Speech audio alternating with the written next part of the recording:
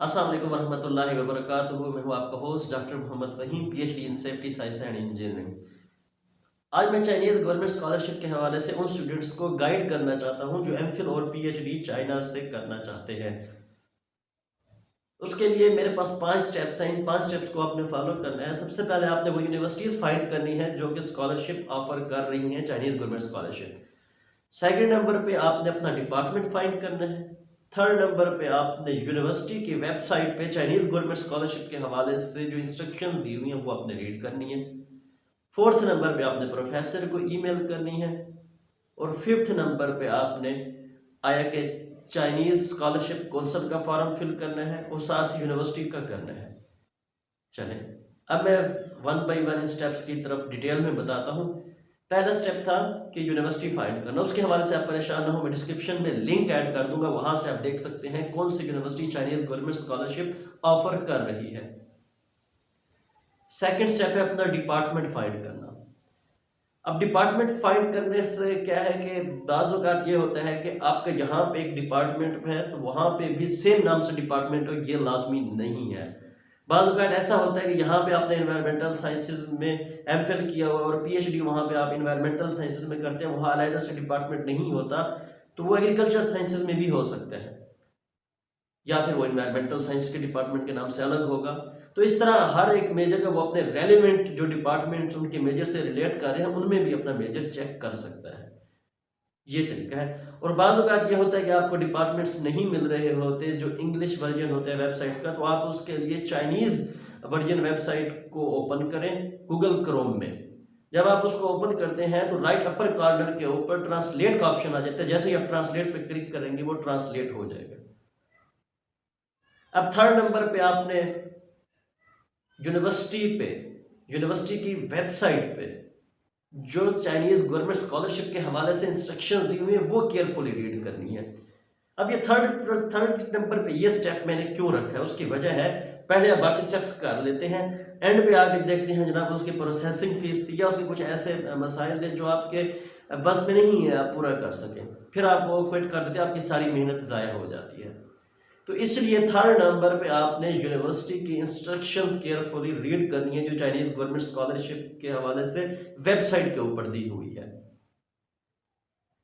अब ये भी आपने ऐसे ही करना, इंग्लिश वर्जन अगर वेबसाइट के इंग्लिश वर्जन पे अवेलेबल है इंफॉर्मेशन, ठीक है, तो चाइनीज वर्जन पे चले जाना है। और चाइनीज वर्जन पे भी आपको नहीं मिल रही, बाज़ औक़ात ये होता है कि इंटरनेशनल स्टूडेंट ऑफिस की जो उसमें टैब होती है उसको आपने सर्च करना है, उसमें दिया होगा या अलहदा से स्कॉलरशिप के हवाले से टैब होगी, तो इस तरह आपने उस पर सर्च करना है कि वो आपको इंग्लिश वर्जन में मिले या चाइनीज़ वर्जन में मिले।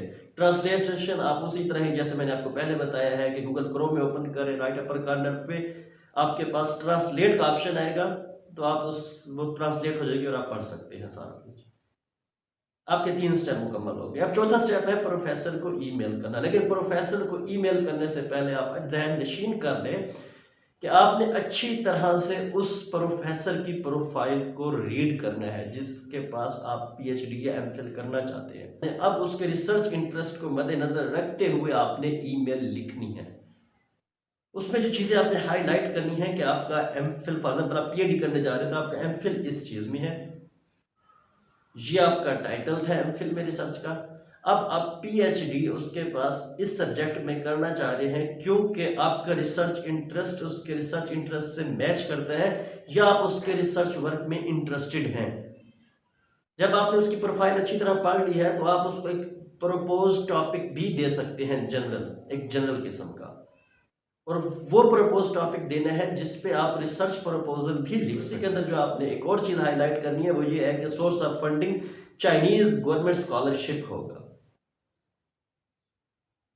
चले, अब है कि आपने ईमेल करनी कब है प्रोफेसर को,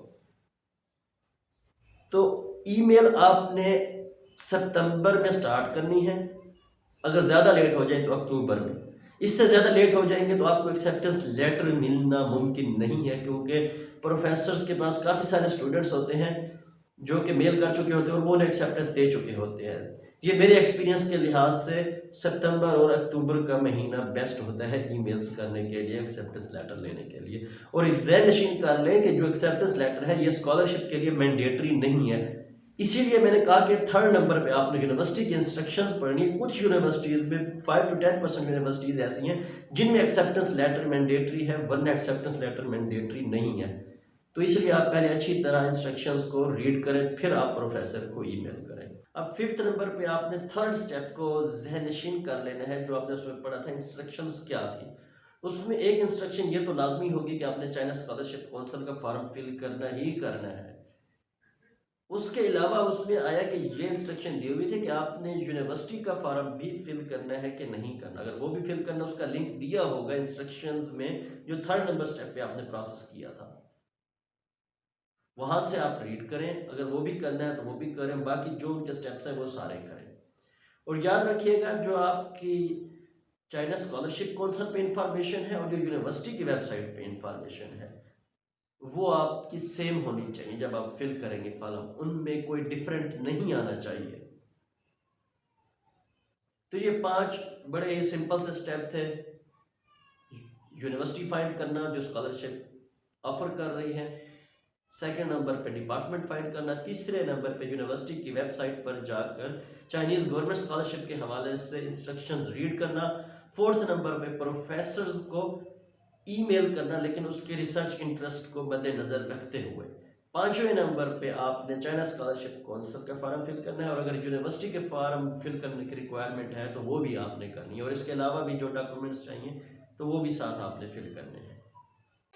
अच्छा, एक बात याद रखिएगा जो कि मोस्टली स्टूडेंट्स करते हैं कि उनके चाइना में दोस्त पढ़ रहे हैं, उन्हें कहते हैं अपने सुपरवाइजर से एक्सेप्टेंस लेटर लेके दे। ये काम आपने हरगिज़ नहीं करना। आपने खुद सुपरवाइजर को अप्रोच करना है, खुद ही उससे एक्सेप्टेंस लेटर लेना है, और जब आपको एक्सेप्टेंस लेटर मिल जाए उसके बाद भी आपने प्रोफेसर के साथ इन कांटेक्ट रहना है, उसके रिसर्च आर्टिकल पढ़ें और उससे वक्तन फ़क्तन डिस्कस करते रहें, ताकि सुपरवाइज़र के जहन में ये अच्छी तरह बैठ जाए कि वाकई ही आप हार्ड वर्किंग स्टूडेंट हैं और आप वाकई ही में इंटरेस्टेड हैं, उसकी लैब में आना चाहते हैं। तब वो आपको स्कॉलरशिप गेन करने में आपके लिए पूरी स्ट्रगल करेगा।